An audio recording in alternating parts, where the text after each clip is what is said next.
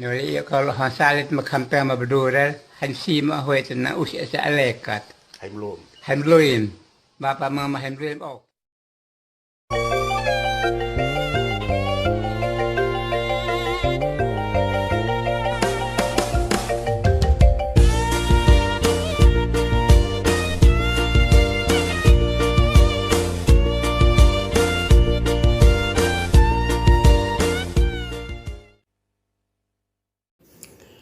Saat ini saya berada di Katedral Para Paus, The City of the Popes, atau Kota Para Paus. Mari kita melihat apa yang ada di dalam katedral ini.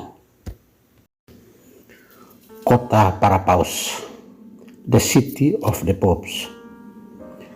Anani adalah kota para paus. Mengapa Anani, kota kecil di Lazio, Italia ini, disebut The City of the Popes atau kota para paus? Jawabannya sangat singkat dan sederhana, yakni kota Anani adalah sebuah kota kecil di bagian timur Italia ini. Lahirlah 4 paus yang pernah memimpin di dalam gereja Katolik. Adapun keempat paus yang lahir di Anani ini adalah: yang pertama, Paus Innocentius ketiga.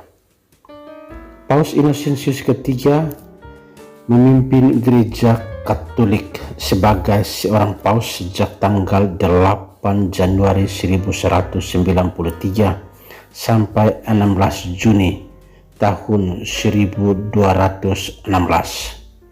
Ia memimpin sebagai seorang paus di dalam gereja Katolik selama 18 tahun.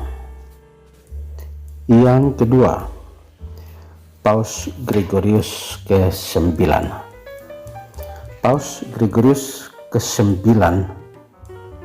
memimpin sebagai seorang paus di dalam gereja Katolik selama 14 tahun, tepatnya mulai tahun 1227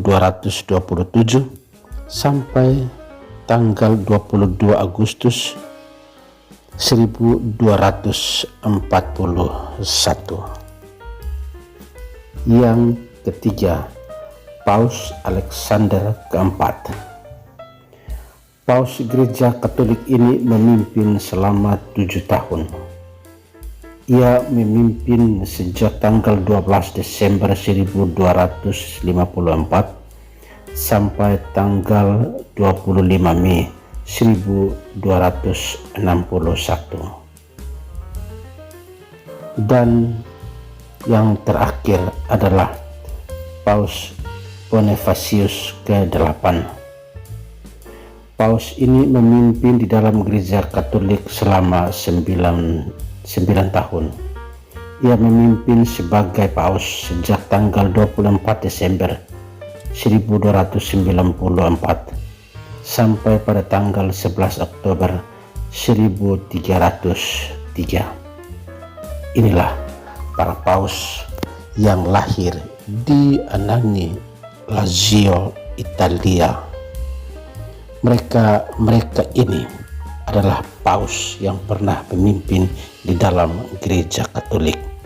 Karena itu katedral ini disebut Katedral The City of the Popes. Kota ini juga didedikasikan untuk kota para paus yang sangat terkenal sampai saat ini. Katedral para paus yang didedikasikan untuk kabar sukacita perawan Maria yang terberkati ini memiliki sebuah museum yang masih terjaga sampai saat ini. Di dalam museum ini ada beberapa barang-barang penting yang masih terjaga rapi sampai saat ini. Yang pertama, Alkitab yang dipakai para paus masih tersimpan rapi sampai saat ini.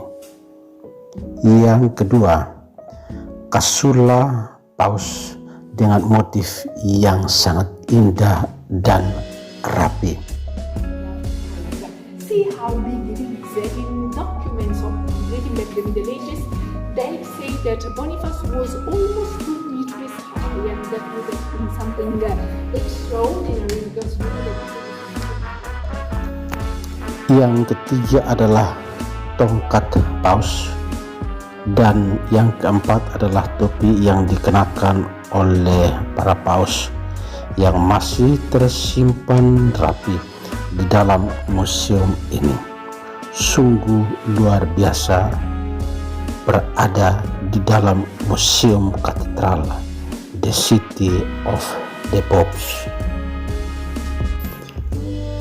Lukisan-lukisan di dalam katedral ini menceritakan secara jelas hampir seluruh isi kitab suci Perjanjian Lama sampai Perjanjian Baru, kisah Kejadian sampai Wahyu.